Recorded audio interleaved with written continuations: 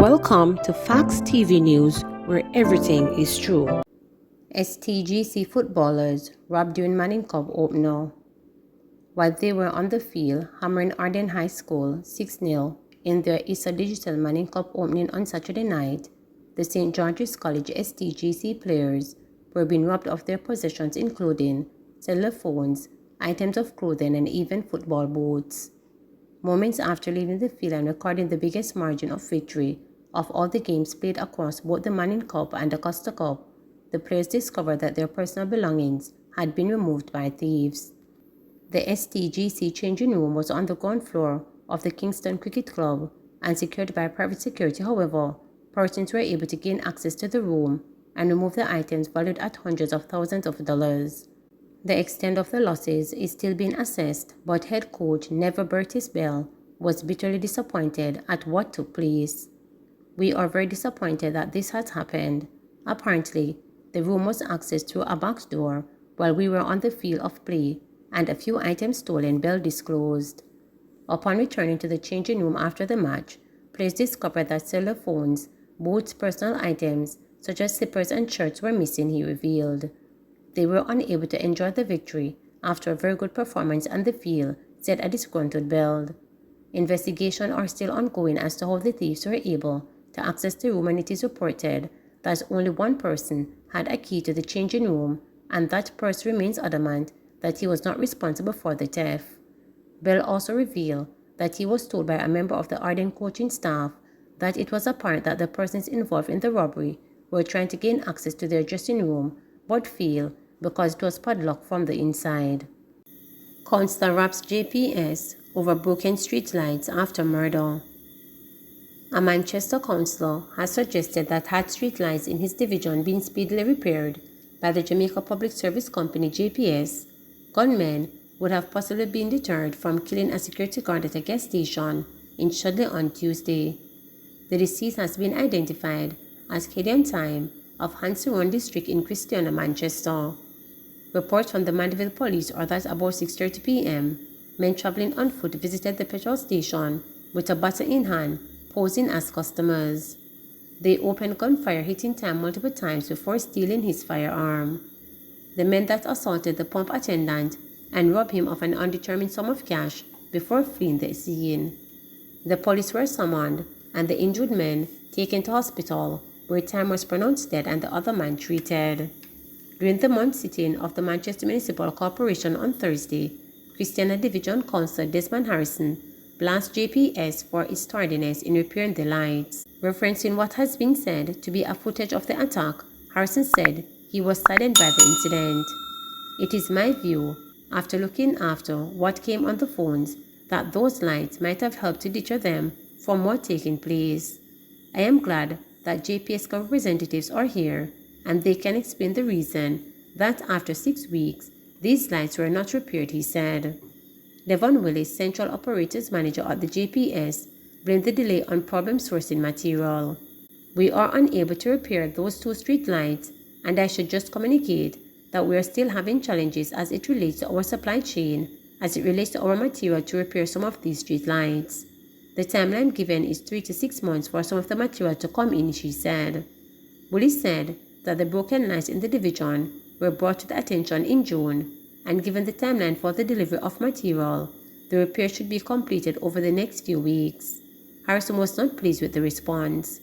"The council has been paying for these lights that are out. If you can repair them, replace them. They are necessary. That's why they're out there," he said. Continued the councillor, "Say you're not going to get this material until Christmas. There will still be out of light until that time. What if by that time you don't get the necessary parts to repair those lights? What will happen? Another murder? Another robbery?" Craighead Division Councillor Omar Miller then weighed in. "If it takes 2 or 3 months for a major company as JPS to get parts, it's something serious. Right now, if you want something from China or Japan, within a week or 2 it is here. Why is it so difficult? Why is it taking so long for these parts to get into the country so people can get the service that they are paying for?"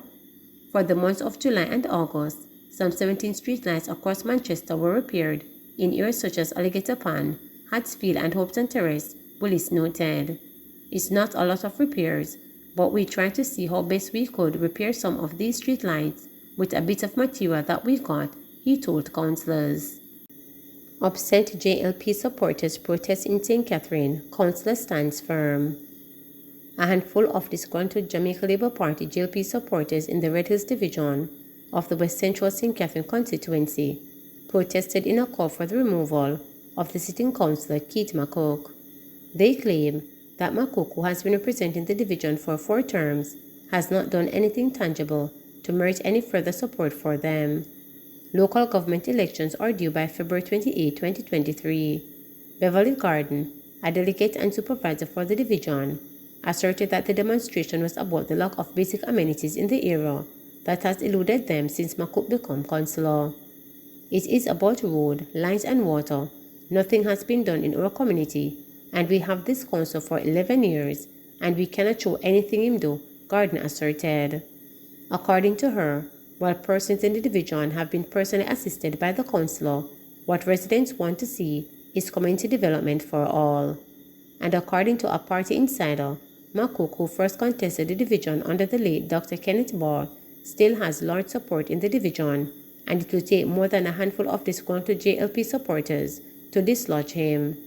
Nesrine Ferron, a long-time party worker in the division, said she does not believe that McCook enjoys majority support, and if attempts are made to keep him in the division, the seat will go to the opposition People's National Party PNP.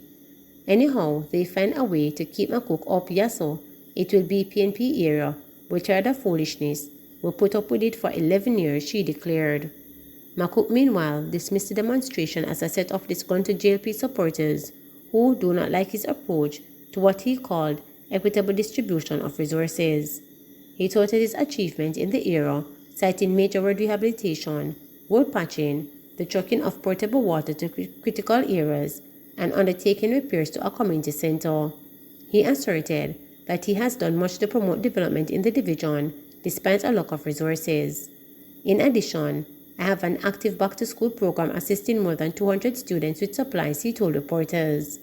McCook said he's aware of persons trying to destabilize the division to bring in someone else. But the councillor said he will continue to serve residents with dignity and pride. The constituency is represented by Dr. Christopher Tufton, who is also the Minister of Health and Wellness. Government rolls out a birth certificate drive ahead of NIDS registration. The government has launched an initiative dubbed Operation Birthright under the National Identification System NIDS project, targeting Jamaicans who do not possess a birth certificate. The 50 million drive will see free birth certificates being issued to up to 11,000 citizens in an effort to spearhead the Registrar General's Department. Prime Minister Andrew Holness pressed home the importance of the document, noting that many citizens lost out on opportunity to receive COVID-19 relief from the state as they lacked proper identification. In April 2021, the government reported that some $300 million in aid provided under the COVID-19 allocation of resources for employees care program was yet to be collected after nearly a year. During the pandemic, we realized that our ability to provide welfare services was hampered by the lack of a system of standardized identification, and you would have experienced that if you wanted to access any of the care benefits, you first had to register, Holness said at the launch of Operation Birthright on Friday. In the process of verification, the error cohort was high, meaning that sometimes the bank accounts were wrong, they were inactive, the TRN numbers were wrong, and that slowed up the ability to make these digital instantaneous payments, he added. The TRN is a taxpayer registration number. A 2020 Capri study has also revealed that approximately 200,000 Jamaicans do not have legal proof of their identity. According to Holness, the birth certificate is a fundamental document for all other forms of identification. Can you imagine a Jamaica where every Jamaican from birth has their birth certificate?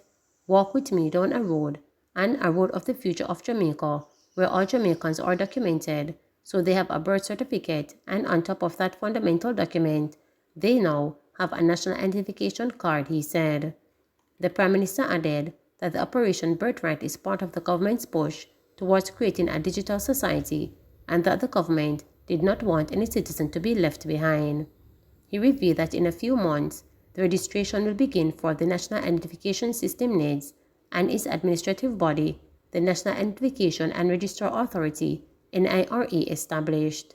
As we roll out the NIDS, we make sure that everyone has a birth certificate, so we are also looking at ensuring that we have digital coaches. So we are going to have to take some of the young people, we are going to have to put them in a youth service program, and we are going to have to send them all around the country to help those who might be digitally challenged and explain some of the concepts that might be foreign to a lot of our older persons, he said. Jamaicans can participate in Operation Birthright by getting referral from persons such as members of parliament, representatives of community and religious groups, medical doctors, police officers, principals, bank managers, and justices of the peace.